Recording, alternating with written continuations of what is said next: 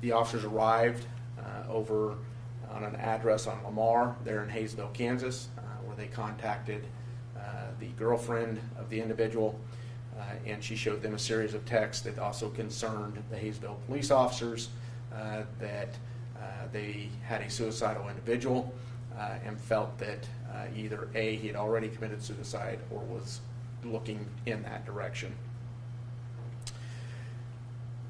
Once they were talking with the girlfriend, one of the officers left the scene to go look for the individual, who would be later identified as Bill Osterhott, a 68-year-old male who resides in Haysville, Kansas. They located, a Haysville police officer located Mr. Osterhott at 5:31 p.m. In the 200 block of North Main. That particular business was Main Street Liquor, and he was in the parking lot inside of his truck. The officer made contact on the passenger side of the truck and was having a conversation with Mr. Osterhott about the statements that he had made via text about committing suicide. He was in the process of talking to him when the two officers that were still talking with the girlfriend arrived on scene a short time later, and they approached the vehicle as well. During the course of this conversation, one of the officers joined the first officer on the passenger side. A third officer was on the driver's side window. This third officer noticed that Mr. Osterhott had a gun in between his legs, announced that the individual had a gun, and started to back away from the vehicle to take another position behind the vehicle. That information was relayed over the radio by Haysville officers, and they also asked for priority radio traffic at 5:36 p.m., and then they radioed that the individual had a gun at 5:38 p.m. During that time frame, the two officers on the passenger side engaged in conversation to try to de-escalate the situation. Also during that time frame, Mr. Osterhott on several occasions pointed the gun at his head, pointed it at his chin. The officers were trying to get him to put down the weapon, to talk to them, and trying to ask him to give them the opportunity to get him help. There were several occasions there that the gun moved around in the cab from his lap to his own head.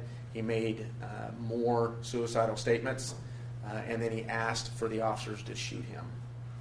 The officers kept telling him they did not want to do that, and one of the officers on the passenger side had drawn his handgun. The other officer had not, and was the one engaged in the conversation on the passenger side.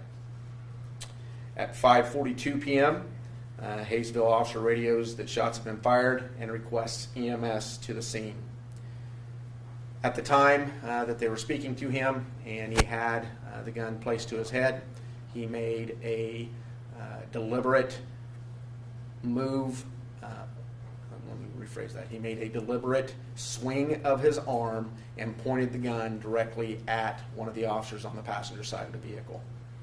At that point, the other officer who was on the passenger side fired at Mr. Osterhott, including the officer that was on the back of the truck that could see the same movement. He fired his duty pistol as well.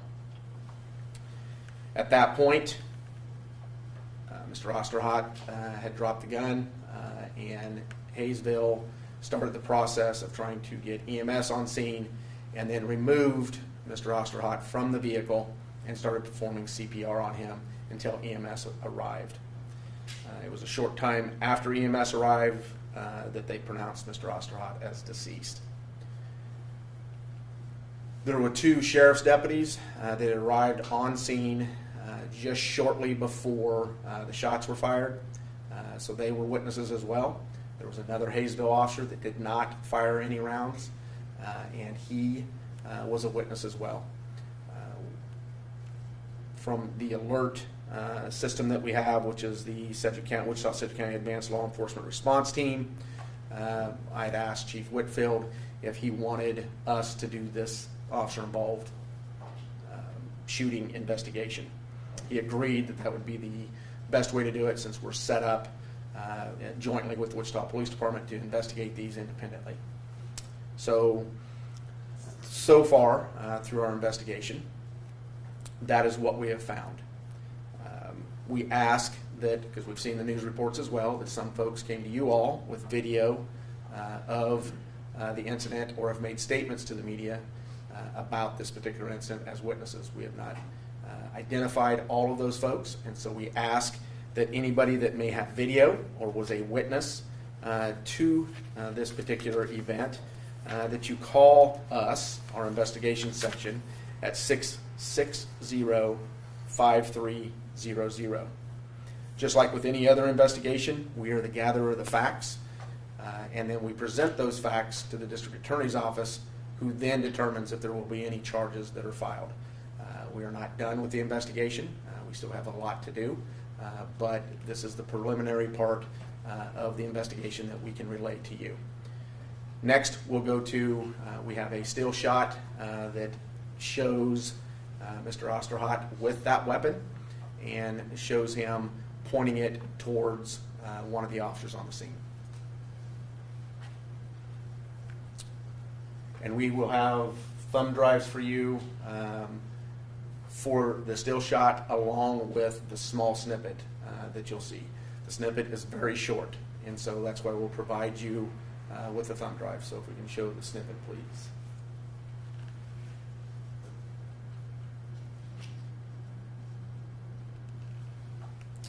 And so there are several videos that we're taking a look at. Again, as you know, the policy of the district attorney's office, we have to get these approved by him to be able to show you any of this, because it's all evidence in this particular case. The DA agreed that these two, the still and the small snippet, could be showed, and that's why we're providing it to you today. And with that, I will take any questions. How many rounds were fired? 22 rounds. And was it just from the two officers? There was only 2 officers that shot, yes, sir. How many times was he hit, and where was he struck?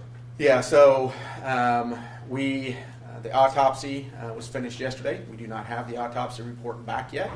I'm not at liberty right now to say how many of those were entry wounds, how many are entry and exit wounds, those type of things. We'll let the coroner make that decision. And as you know, autopsies end up becoming public record. You have Yes. the ability to detail the type of de-escalation training those officers undergo? Those that we're simply the gatherer of the facts, and that's all we discuss. That's questions for the Haysville Police Department. And this is the second case that you guys are taking on that happened recently. How long do these investigations take, and what do you guys exactly look for? So in any officer-involved event, whether it's a shooting or another event that involves force, those type of things, we have individuals that are trained specifically in those type of incidents, both with the police department and with the sheriff's office. And so, just like any other investigation, we try to determine what evidence is on the scene, so we can gather that evidence. We determine if there's any video of this particular event, so we can gather that video, including video that the officers or deputies might have on them. We then interview everybody involved, including the independent witnesses, which is generally the folks the citizens that saw this, and then we interview the witness, officers or deputies, and then we interview the actual deputies or officers that fired the shots like in this particular case. We then take a look at that entirety of the evidence that's been collected, and when I say collected, evidence at the scene, statements that we've collected, those type of things. We put together a packet along with a presentation to take over to the DA's office to determine if there should be any charges at this point. How many officer-involved shootings are you investigating right now? Right now we have 2. Sheriff Easter, have those two officers been placed on leave? Again, that's not for us to talk about because I have no idea because they do not work for the sheriff's office. Go ahead, ma'am. Yeah, you're investigating two, so do you feel like you have enough staff to handle both those investigations? I do. Yeah, again, remember these are combined now. And so, just like we've discussed in the past, there is the other one that we're investigating involves Wichita Police Department personnel. On the onset of that investigation, there were WPD trained people that assisted with some of the witness interviews, those type of things. They do not partake in the interviews dealing with the officers that were involved in the shooting. And so that one was a rather large one of the bigger ones that we've had to take on. But after that initial night, we're the ones that push forward with all the evidence, everything that's taking place, all the follow-up that needs to be done, and then presentation. And here in the next week or so, we'll be presenting that case to the DA's office. This one here is a lot less officers involved, and so a lot of the interviews were done last night. Some were done, one was done earlier yesterday, and the only people we have left to interview is if there's somebody out there with video, or if there's that witnessed this, or if there's people out there that witnessed this that we're not aware of. So how long do you expect this investigation to last? From a standpoint of gathering all the facts, putting all those facts into a presentation, continue the rest of the follow-up that we need to do with any other type of witnesses that are out there, we believe we can probably present this case in the next 3 weeks. And Sheriff, as you mentioned, this is the second case that you guys are taking on. Both of the, any officer involved shooting is unfortunate for any law enforcement Absolutely it officer. is. But both of these cases have to do with the person asking suicide by a cop. Yeah, so the whole thing's unfortunate. It's unfortunate that Mr. Osterhott is no longer with us. It's unfortunate that the officers that fired the shots are going to have to deal with this. So the whole thing is unfortunate. I will tell you, in the most recent times here, this is the most officer-involved shootings that I've seen that are, if you want to put the label on a suicide by cop, that I've seen in a long time in successive manner. And so I don't know. We all know that we have some mental health issues taking place in the state, particularly here in the Wichita-Sedgwick County area. I think that's contributing to it. And I think that there's times that folks are at their end and they don't want to do it themselves, so they force the situation into what's occurring here, where officers are now reacting to either being shot at or guns being pointed at them, and unfortunately people are losing their lives over it. So you call this a suicide by cop? It has all the indications of that, yes ma'am. Do you guys have the age and place of residence for Mr. Osterhott? Well, we never give out their direct address, and so he's a 68-year-old male that resides in Haysville, Kansas. Do you know if there have been any calls made on him before? Haysville responded to a call Sunday night prior to this, where it was a verbal argument between his girlfriend and himself. And so, but other than that, I'm not aware of other calls that Haysville had made at that particular address. Did the gun belong to him, and was it loaded when officers took it So we still are, it takes a little bit to track down ownership of guns and those type of things. The second part of that answer is yes, it was loaded. Was he under the influence of drugs or alcohol? Any Yeah. indication? The officers felt that there was something on board, whether it be alcohol or something else, just because of his mannerisms and his speech and those type of things. We won't know that for sure until the autopsy's back, and toxicology will take about 3 to 6 months to come back before we can determine if there was any substances that he had in his system. And they found his truck in the parking lot of a liquor store, correct? That's correct. And I just want to just go back to the fact that the two recent cases of officer-involved shooting are both, suicide by a cop, as you had mentioned. Even in if the officers are not found guilty in both of the cases, could there be some type of retraining when it comes to a situation like that? You have mentioned how, there are mental health issues in the state. Yeah, I think that, I can only speak for the sheriff's office. I know the training that we put recruits through. I know the training that we send folks to, CIT training, mental health training as well. There's some other mental health toolkit kind of training stuff that's a lot shorter than CIT. And so I can only speak for the sheriff's office, what kind of training that we have our folks go through. I will tell you the CIT training is fantastic training. It's 40 hours to try to free up a lot of folks to go to 40-hour training is virtually impossible. The other problem is when you have turnover.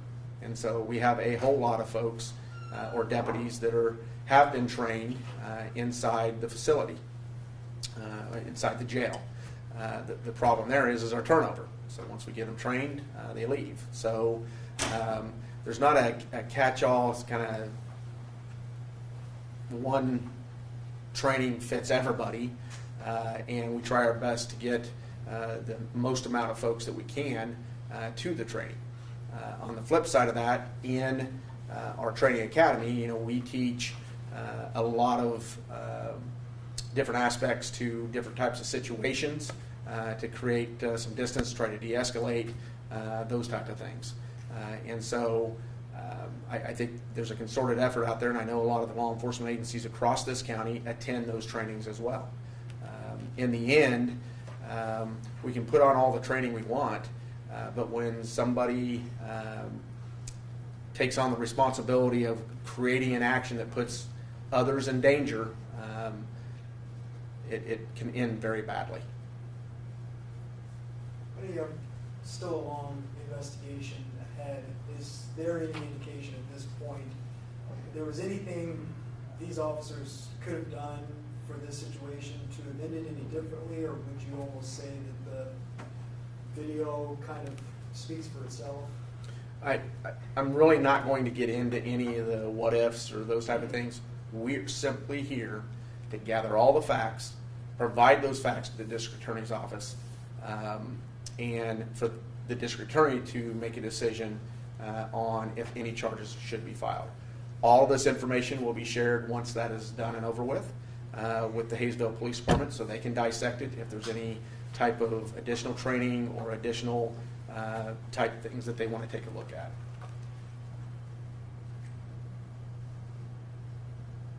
Any other questions? All right. Thank you for your time today. I appreciate it.